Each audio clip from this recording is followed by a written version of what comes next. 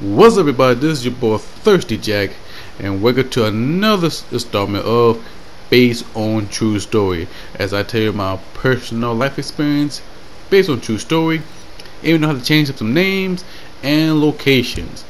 If you'd like to hear more story or see more content from this channel, don't forget to hit the like button, don't forget to subscribe, and please give out your comment and your feedbacks. And before I start the story, the gameplay I'm going to show you right now is I'm playing hardcore free for all. So since we got that out of the way, I know everybody experienced this, including myself. Getting a new car, it's a wonderful experience. It's you get your car and you feel more independent, and you don't need to be place need to go to, or place need to be go to, or go somewhere. Excuse me, but in this situation, it was totally different. So, if you'd like to hear this story, alright, here it goes. So, I never forget my very first car. I was in during my time in Millintech. That was back in 2010 or 11ish. This is like a couple months after I got my job license.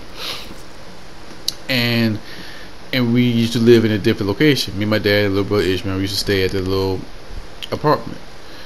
So one day, my dad went out and get a car. It was a 1997 Ford Escort, a green car too, and that was my first car.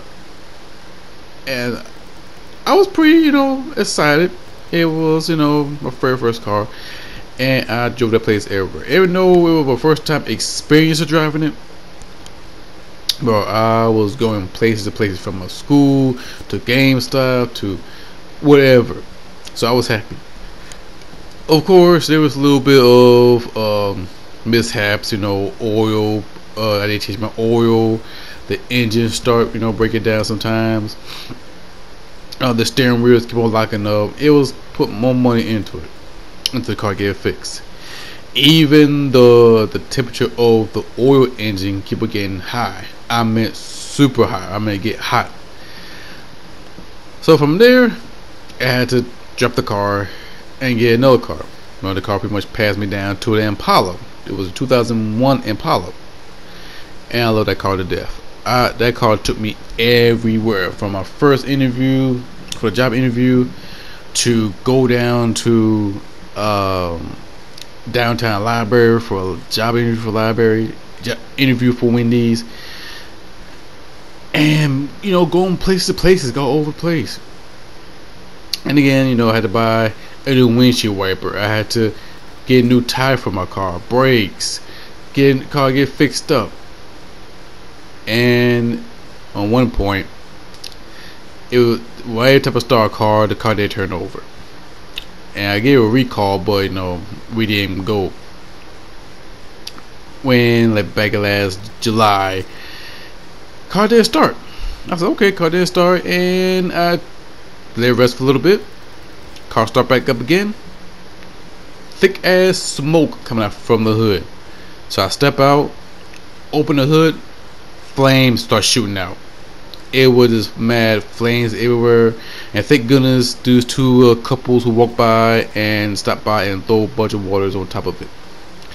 So I ain't got no car. So pretty much a big gap year of me, pretty much gap years of getting a different car. So I get passed down, and this time it was a 1993, I think 1993 Camry. 93 Camry, and that car helped me out as well. But same thing, car did turn over. I keep on having bad luck with these cars, but it was like hand-me-down cars. So, because the last person who held the car did not take care of it. I ain't gonna say no name, but part of the family. But hey, whatever. But like I said, I ain't mention no name. But they take care of the car. They ain't changed the oil, but the car was a good, reliable source. But in some case, the car did get turned over. It was like it started revving up, but it ain't turned over to start the car.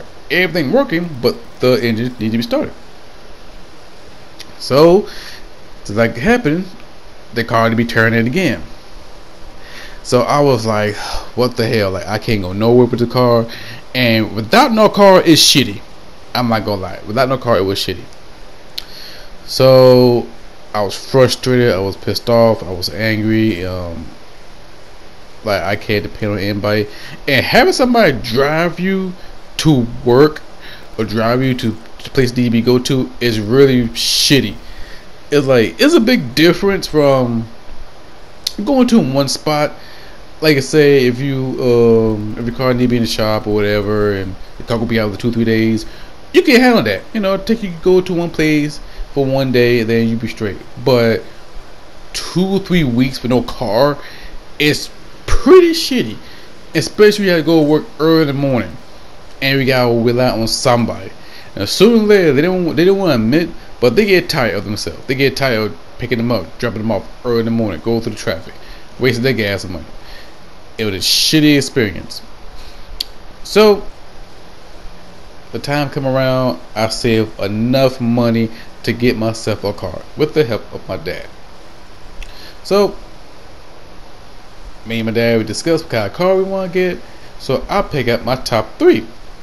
My top 3 was a Kia Optima, a Dodge Charger, and a newer model Impala, like 2013 or even 2010. Any brand new model of the Impala. Now, the reason I choose a Kia Optima because I usually drive my little brother car sometime when I stop by to visit him. Good car, very more comfortable, drove it everywhere. Dodge Charger, I love the car because I'm a big fan of Fast and Furious, and the car looked dope. That's it. Impala, I rode in the new model of the Impala. Nice ride, I love it, and I wouldn't mind driving Impala myself. So the day come, we go down to Dodge Land, the same place all my family get the car. My brother got the car from it. My dad got the car from it. My stepmom got the car from it. Even my stepsister got the car from it. Or sister-in-law, whatever you want to call it. So we all go there. Now, this is our first trip. So we're looking around, that's cars. I see that Dodge Charger Hellcat sitting there. It look fresh. I love that car. But I pick up my 3 cars. And not only that, I did my little research on YouTube. Note to self for everybody. If you want to pick out a car, check it out on YouTube. Do some research. It will help you out a lot. Also, for the price, ask some questions, look them up because it could be a little bit tricky. But anyway, back to the car. So we're sitting there. It was like late afternoon. I got from work, and we just waiting. It was me, my dad, and my stepmom. We just sitting there waiting. Guy come in. I will not mention his name. The guy come in, very helpful, very polite. And the guy came up and asked us, so what kind of car you want? I said a Kia, a Dodge Charger, and an Apollo. So the guy said, okay. So my dad picked the price, good arrangement price too. We go forward to it. Afford. So the guy look at us, the car dealer, and he said, you know what? I'll be right back. He dipped out. 10 minutes later passed by, he came out. And he said, we got a 2010 Toyota Matrix. And I'm saying, like, Toyota Matrix 2010, like, I didn't ask for it. And my dad looked confused, and my stepmom, she looked confused, and we're like, what the hell is a Toyota Matrix? So I look up on my phone and see the car. Now on the picture, it looked nice. I'm thinking, okay, even though it wasn't my ideal car, but the car looked nice. It looked nice, it looked dope. First time riding a hatchback car. I said, you know what, okay. Wasn't my idea pick up the car, but hey, at least I'm getting a ride. Now this is where the bullshit start. I get frustrated on this one. So we went outside and he said, in the middle of the hallway, said we would have a little car door situation, a little problem with the car door. I'm thinking, okay, I have a hard time, open the door, get a jiggle and something like that. But I thought it could be fixed right off the bat. No, the goddamn driver and the passenger side, the driver's side, is missing a fucking door handle. The door handle is broke off. It's broken. The only thing you can do is open up that little piece of the corner of the door to get it open and to get in the damn car. I'm sitting there with disbelief. I'm sitting like, how the fuck you gonna show us a car with a missing fucking door handle? But that's not the worst part. No, I'll tell you that. That was the second part. Rest of the part. The first part, the main of it, inside the car. Inside the car was junky. It was dirty. You got grass. You got it was fucking grass. It was dirt on the mat. And top it off, empty Starbucks cup in the back seat. I was never felt so disgusted in my life. All this time I thought it would be more professional. I thought there would be more, clean. I thought it would be more, something you could show to your customer. If you show it to your customer, you can show it for your car and the car be nasty, you don't want to buy the car. You don't want to even think about test drive the shit. So we test drive the shit. The ride.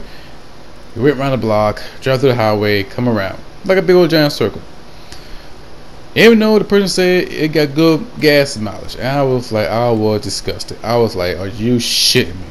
But at the same time, it was hard for me to be grateful because you get a shitty deal.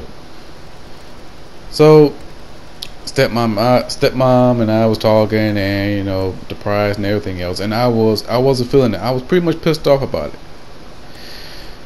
So a couple of days later, came back from work, get ready to pick up the car.